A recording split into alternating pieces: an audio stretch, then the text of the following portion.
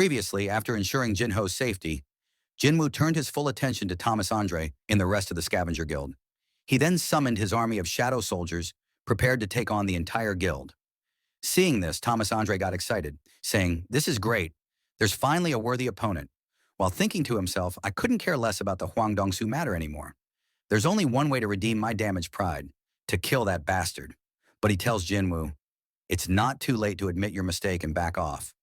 I'll at least spare your life if you do so now and apologize." But instead of answering, Jinwoo flips him off. Seeing this, Thomas gets even more furious and begins to transform, saying, "You'll regret not taking this last chance."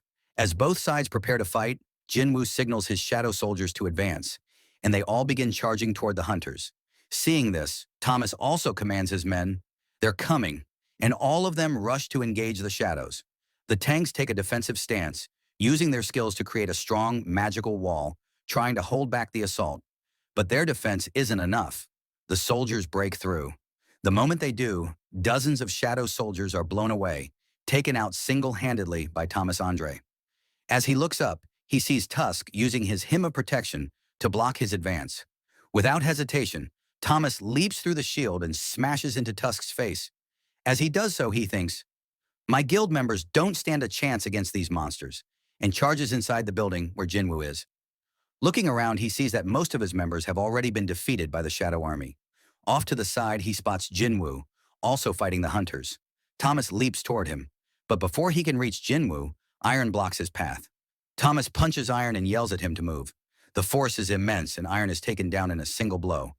But when he looks again, Jinwoo has vanished. He wonders where he went, only to find him suddenly beside him. Before Thomas can react, Jinwoo strikes with his dagger, but is shocked to see it has no effect. Thomas retaliates with a powerful punch, sending Jinwoo flying, saying, "You look down on a national-level hunter." As Jinwoo is still mid-air, Thomas uses psychokinesis to pull him back and declares, "Feel the difference in our strength and despair." But while being pulled in, Jinwoo uses ruler's authority to hold Thomas in place. Thomas realizes, "He's trying to crush me. It's like I'm completely immobilized." Despite being drawn in, Jinwoo attacks. Before Thomas can break free, Jinwoo lands a powerful strike that makes Thomas cough up blood. He crashes to the ground but manages to stay upright, thinking, "I'm bleeding." Jinwoo doesn't let up and charges again, saying, "What was it you said earlier? Feel the difference in our strength and despair." He unleashes a flurry of blows on Thomas, who is caught off guard. Finally, Thomas snaps, "I'll stop underestimating you," and activates his skill, Reinforcement, beginning to transform. Meanwhile, the Hunter Bureau agents are en route to the site. In the car, Agent Adam White is asked what's happening. He replies, "There's no time to explain everything in detail." Another man says, "You might not realize it as a civilian, but any closer and our lives will be in danger." Back at the factory, Thomas has completed his transformation. Jinwoo recalls what Kamish once said. 4 humans received the ruler's powers. Perhaps they're the survivors of the Kamish raid. They must be the 4 national-level hunters.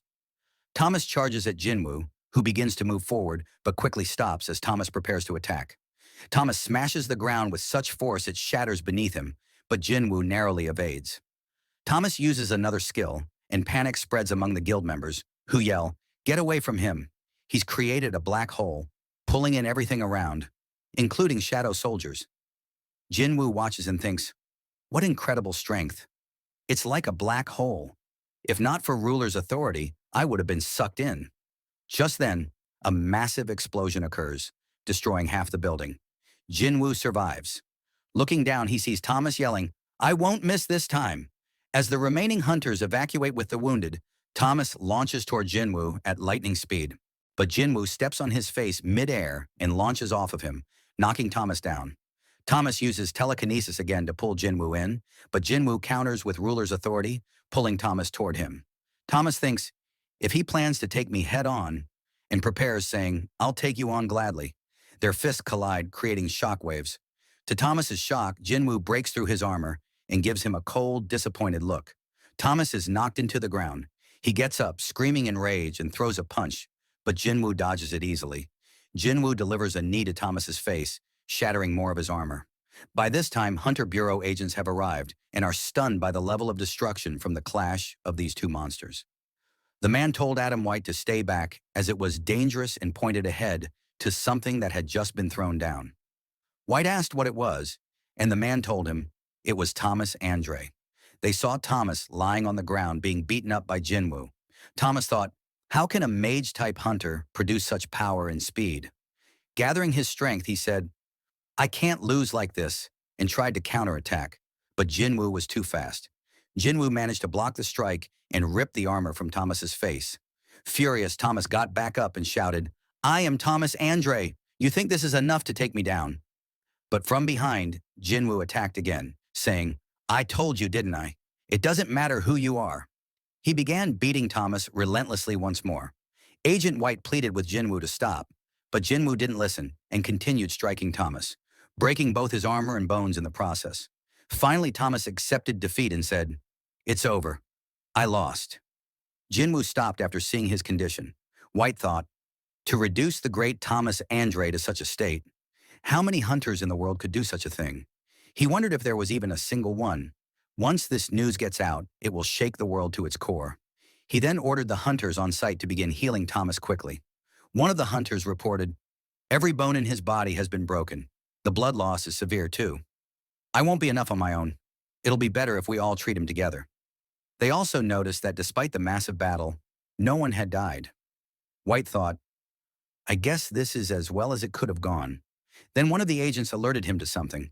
When they arrived at the spot, they found the lifeless body of Hunter Hwang Dong-soo on the ground, and Jinwoo was nowhere to be seen. Back in Korea, Jinwoo was sitting on top of a building. He had used Shadow Exchange to instantly return from America, switching places with Baru right after the battle with Thomas Andre. Another presence stood near him. Jinwoo looked at it and said, It's been a while since you've been in Korea, hasn't it? We then see Baru at the hospital, using his abilities to heal Jin-ho. Soon after, a shadow knelt before Jinwoo and asked to be given a name. It was the shadow of Hunter Hwang Dong-soo. Jinwoo looked at him and said, How about greed, since you died because of your greed? After naming him, Jinwoo ordered, Now lower your head to the ground. The next day, back in the United States, Jinwoo was on his way to the International Guild Conference. He asked Adam White why there were so many reporters outside, and Adam told him it was probably because the media had already caught wind of his fight with Thomas Andre. As Jinwoo entered the building, he thought to himself, I don't want to think about Hwang Dong-soo anymore. I came to America for one reason only. Once my questions are answered, I'll have no more business here.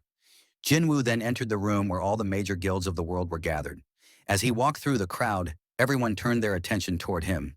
People whispered about how he had defeated Thomas Andre, nearly killing him, and they also discussed his crucial role during the Tokyo Gate crisis. After a short while, the presentation began. A scientist stepped up to the stage and introduced himself as Dr. Belzer. He began by stating, I'm sure you are all aware of the increasing number of gates appearing around the world. However, not many of you may know that there has also been unusual activity detected above the skies.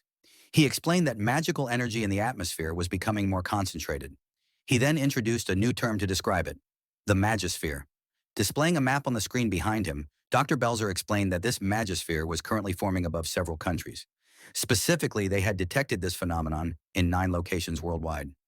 Of all these places, the concentration of magical energy was highest above Seoul, South Korea. Upon hearing this, the crowd turned their attention toward Jinwoo, suspecting he might be behind the phenomenon. Dr. Belzer quickly reassured them, saying there was no reason to look at Jinwoo as if he were controlling the magosphere. If he had that level of power, he'd already be beyond the realm of hunters. Meanwhile, Jinwoo silently wondered if the 9 locations might be related to the number of rulers and monarchs. The doctor concludes his report, stating, We do not yet know the cause, and there's nothing we can currently do to deal with it. However, he adds, just because we can't handle it now doesn't mean we shouldn't prepare. The world might be facing another great upheaval. Following the presentation, director David Brennan steps onto the stage and asks the doctor if the presentation is over. The doctor nods and David says, I'll take it from here.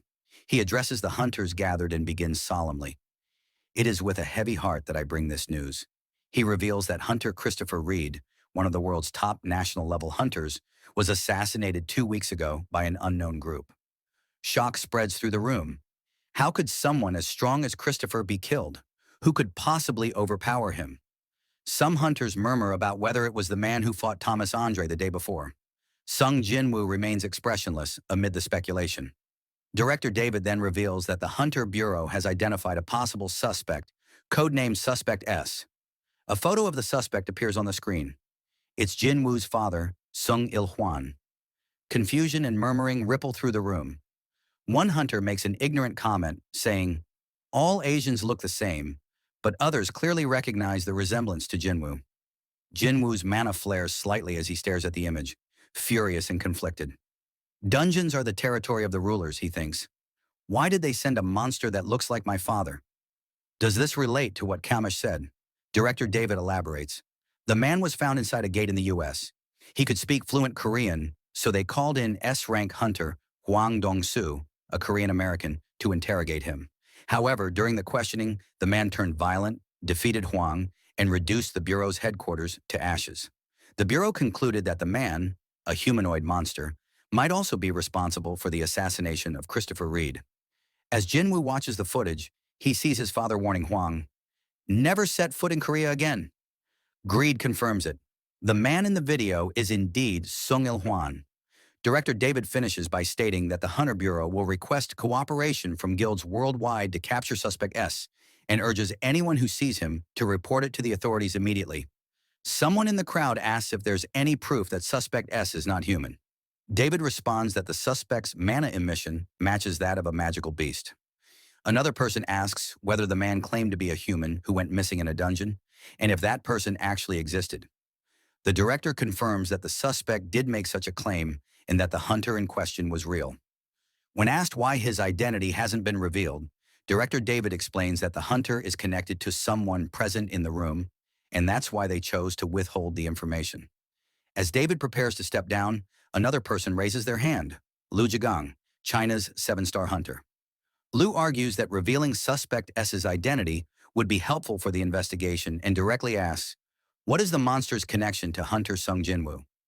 Reluctantly, Director David discloses the truth. During the interrogation, Suspect S claimed to be Jinwoo's father. Liu then turns to Jinwoo and asks, if Suspect S truly turns out to be your missing father, and other hunters attempt to hunt him down, what will you do? Jinwoo responds firmly, it is only right for hunters to hunt monsters. If he is indeed a monster, I will take care of him myself. But if he's not a monster and truly my father, I will hunt down the hunters who go after him. He ends with a powerful declaration. I will protect my family, even if it means making an enemy of every single hunter in the world. Sometime later, we see Adam White outside with Jinwoo. He asks, did you mean what you said back there? Jinwoo answers, yes. Adam says, to say something like that in front of 500 of the strongest hunters from over 120 countries. There's probably only one other hunter in the world who would dare say something like that. Jinwoo asks, who's the other person? Adam replies, he's in the hospital right now, referring to Thomas Andre. Adam then mentions that the Hunter Bureau has organized a feast and invites Jinwoo to join the other hunters. However, before Jinwoo can respond, he's approached by Liu Zhigang and several other hunters from China. Liu Zhigang says something in Chinese to Jinwoo, but Jinwoo doesn't understand, and Adam translates. Adam explains that Liu said he caught a giant monster on the coast, one that Jinwoo had previously let slip away. Liu goes on to explain that the battle was much tougher than expected, especially since it took place on the water. He adds that he's been eager to meet Jinwoo ever since, curious about the kind of hunter who can take down such strong monsters so easily. Liu Zhigang then extends his hand. Watching this, Jinwoo thinks, my first impression of him was that he's just a grumpy guy. Turns out he's a rather interesting person. As Liu Zhigang leaves, Adam tells Jinwoo that Liu also said he hopes Suspect S isn't truly a member of Jinwoo's family. Adam reassures Jinwoo that Liu Zhigang meant no harm by it, and Jinwoo replies, it's all right. After that, director David Brennan arrives and asks Jinwoo if he has a moment to talk. Fast forward, we see Jinwoo sitting with Ms. Sellner. She greets him saying, it's been a while, Hunter Sung Jinwoo. Jinwoo wonders, is the upgrader here? What does she want from me? He responds, I never thought you'd come to see me again. Ms. Sellner tells him, I've been having the same dream every night recently, of top-ranked hunters being hunted down by someone. A few days later, these dreams begin to come true. Jinwoo asks, do you mean Christopher Reed? Director David Brennan answers, we warned Mr. Reed, but he wouldn't listen. And you know how that turned out. Ms. Sellner continues, Powerful hunters who have been supporting our world will continue to die, and those hunting them will not stop. Jinwoo asks, "Are you here to warn me as well?" Miss Selner replies, "No, I'm here to ask you to protect the hunters. I've been trying to remember the faces of those being hunted in my dreams, but I couldn't. So I decided to try something else, to confirm their identities using my ability within the dreams. But once I came into contact with the endless power lying within them, I was forced to wake up," she says, trembling. "I still vividly remember the voice I heard when our eyes met." Jinwoo asks, "What did it say?" Miss Selner replies, "It told me to go back and prepare for war." Hearing that, Jinwoo thinks, this is the battle between the rulers and the monarchs, the one the King of Giants spoke of. He wonders, which side is hunting the hunters? He then asks, "What does this have to do with you asking me to protect the hunters?" She answers, "I sensed a similar power within you." He realizes, she must have seen the power of the shadow monarch within me that day. Then director David Brennan tells Jinwoo, "These beings are in existence beyond hunters. We ask for your immense power to stop them. We weren't fully convinced when we were told you were the only one who could protect the others, but that changed after witnessing your battle with Hunter Thomas Andre yesterday." He adds, "We're willing to offer anything you want, even the greatest treasure Kamish left behind, the runestone. There are hunters in this world who have received powerful blessings and they've protected the world using that power. If they fall, the world won't survive." Jinwoo responds, "I'm sorry. I can't do what you're asking." Director Brennan, surprised, asks, "Is this because you still hold a grudge against Hunter Thomas?" Jinwoo replies, "No, it's because I still don't know who I need to be fighting yet." After the conversation, Jinwoo stands up and begins to leave. As he walks away, Agent White reflects on what Jinwoo said in the conference room. "I will protect my family, even if I become the enemy of every hunter in the world." But then Jinwoo stops, turns to Agent White and says, "Could you give me the list of hunters you want me to protect? I'd appreciate the opportunity to meet them as well." Hearing that, White smiles and replies, "Of course." Fast forward, it's the last day of the International Guild Conference, the night of the hunters. We see Jinwoo alongside Jinho, who has fully recovered. Jinwoo asks how he's feeling, and Jinho replies, "Good as new." While they talk, people nearby whisper about Jinwoo, saying things like, "He's right in front of us, and yet I can't sense his presence at all. He's on a different level." Turning their attention to Jinho, they say, "That's the guy who fought Thomas Andre to save him." A man approaches Jinwoo, introducing himself as the CEO of a global corporation that specializes in handling monster remains. He says he wants to purchase all the giant monsters Jinwoo hunted in Japan and asks if Jinwoo has a moment. Jinwoo replies, "I mainly handle the raids. My vice chairman here takes care of business matters." He leaves Jinho with the CEO, thinking to himself, he's really a proper vice chairman now. As he's walking away, Agent Adam White arrives with a list of hunters who need protection, as Jinwoo had requested. He tells Jinwoo, "We rank the hunters based on their contributions and activity." Jinwoo asks, "Where do I rank on this list?" White replies, "Taking into account the giants you defeated, probably third or fourth." Looking at the list, Jinwoo thinks, "This is such a drag. I should just place shadow soldiers on each of them instead of memorizing their names." Realizing it's the perfect opportunity to mark each one with a shadow soldier, he can keep track of who's an ally, who's an enemy, and who he may need to fight, possibly even use them to contact the rulers through these connections. While he's thinking, he senses something, and Hunter Wu also warns him to be cautious. Jinwoo reassures him, "You don't have to worry." It turns out to be Thomas Andre approaching. Thomas says he wanted to ask Jinwoo something. Showing his injured arm, he explains, "The magic damage was too severe. Even the healer's magic and the doctor's couldn't fully heal it. It's recovering slowly, but far from fully healed." He continues, "You could have wiped out my entire guild after defeating me, but even during all the chaos, not a single member died, except Huang, who caused the incident. Why did you let us live?" Jinwoo replies, "Because you didn't commit a sin that deserves death." Thomas begins walking away and says, "I plan to give Huang a proper funeral. He did commit a sin deserving death, but still, please allow him that dignity." Raising his hand, he adds, "Once my arm heals, I'd like to have a meal with you. If you give your contact info to my manager, I'll reach out later." Laura, Thomas's secretary, approaches Jinwoo and says, "My master just expressed his gratitude in the only way he knows how, by being rough. He's actually quite shy." She asks for Jinwoo's contact information, explaining that Thomas wants to send a gift of thanks and asks if there's anything he wants. Jinwoo thinks for a moment and answers, maybe a useful dagger. After she leaves, Agent White asks, shall we go greet the hunters on the list? I'll be your guide. Jinwoo declined when saying, there's no need for you to do that. Then he notices something. Is someone missing from this list? I don't see the rank 6 hunter. White responds, we lost contact with him a few days before the conference. The secret agency and the Brazilian government still haven't found his whereabouts. Hearing that, Jinwoo wonders if the hunter has already been taken by the enemy. He thinks, that leaves 7 people on the list. The episode ends here. Thank you so much for watching.